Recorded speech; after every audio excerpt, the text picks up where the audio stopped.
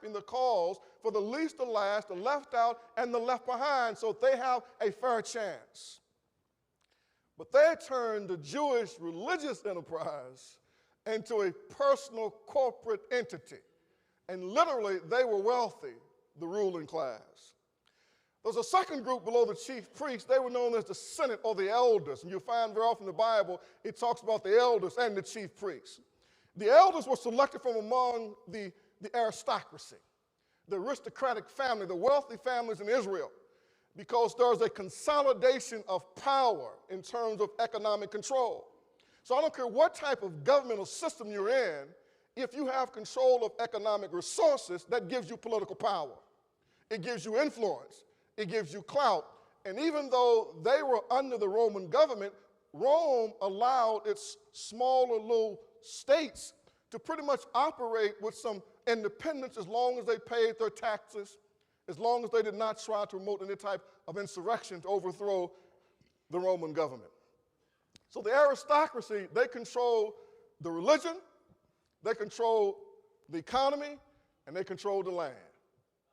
Because in an agrarian society, he who controls the land controls the economy. You need land for your animals to graze. You need land to grow crop. And that's why right now that everybody in and around Charleston got their eyes set on the west side of Charleston. And I've been trying to warn people of this for so long. And that's why the 258 acres from North Charleston to Hunt Avenue has been declared an urban renewal zone. Why? Because it is the most valuable undeveloped land in Kanawha County.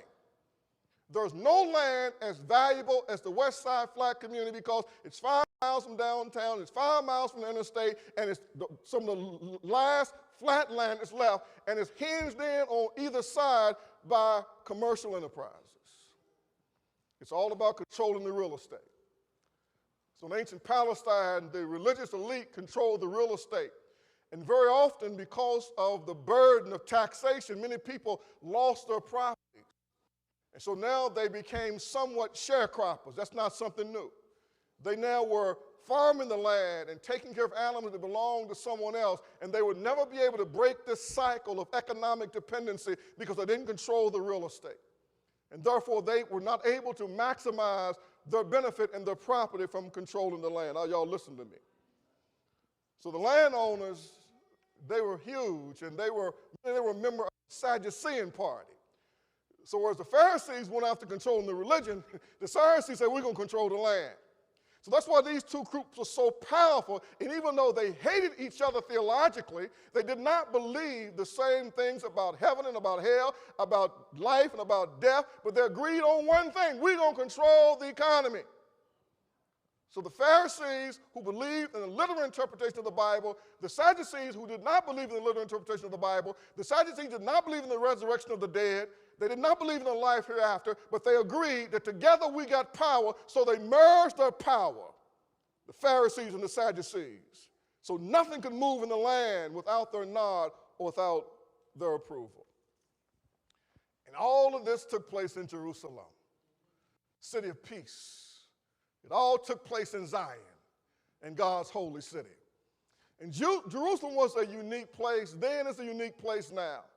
There was no rival city in Israel. Nothing was even close to Jerusalem. There were 500,000 people that lived in Jerusalem during the time of Jesus. Over 3.5 million Jews were dispersed in the Roman Empire, and almost all of them would make their pilgrimage back to Jerusalem for the feast of Passover, Pentecost, and first fruits. Jerusalem was a beautiful city, as it is today.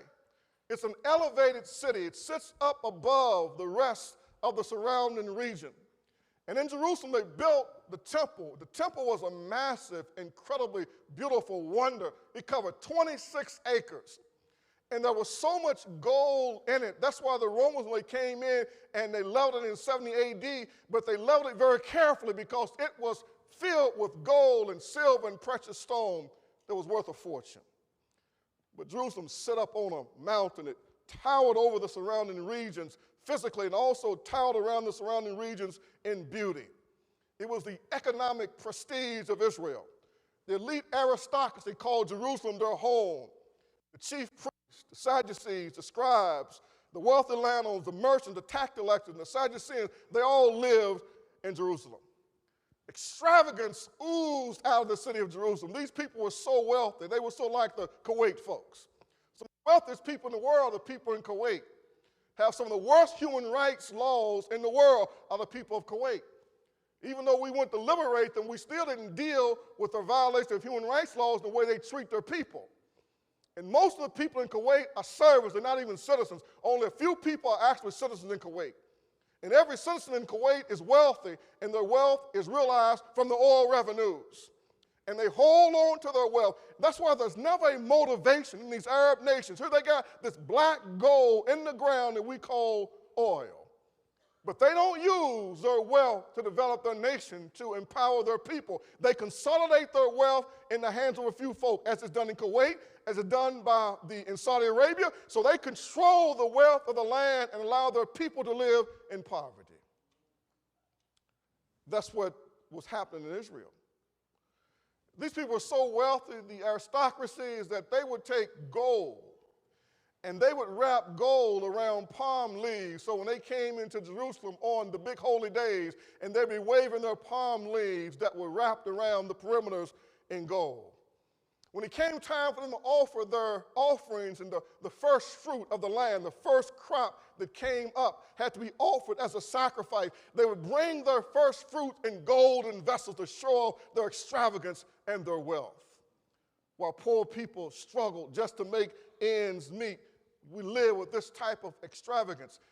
The wealth concentration in Israel it so superseded what we see in our country today. And everybody's writing about the haves and the have-nots, and we got a growing concentration of wealth among a few people in this country that many believe will ultimately lead to social instability. Because people will not continue to work hard and give their best efforts while all the wealth is concentrated in the hands of a few.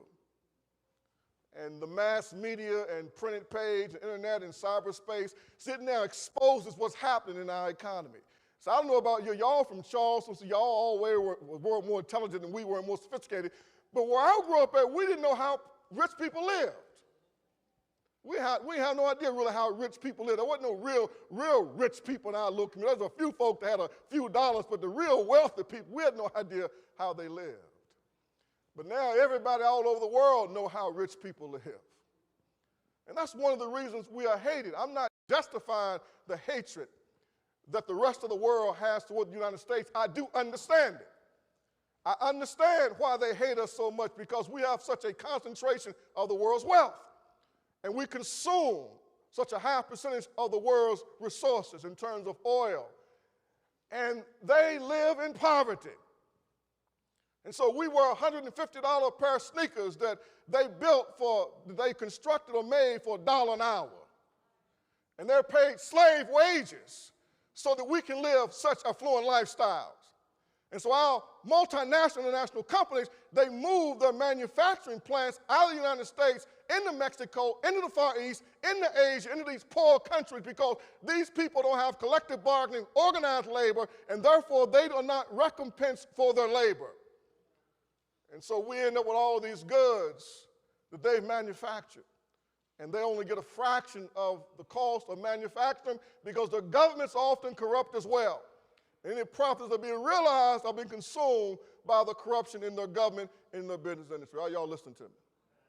But the problem with that is that what ends up happening, you end up outsourcing your manufacturing base. And you end up with a nation full of people who don't know how to do anything but consume stuff and buy stuff and wear stuff out and tear stuff down. So what has happened now, what made us the envy of the world and coming out of World War I and World War II, what enabled us to become the most powerful economic engine that the planet had ever seen, because no war was fought on these soils. Neither World War I or World War II or the Korean War, the Spanish War. Only thing we fought here was each other. In the Civil War, so this nation's infrastructure was in place.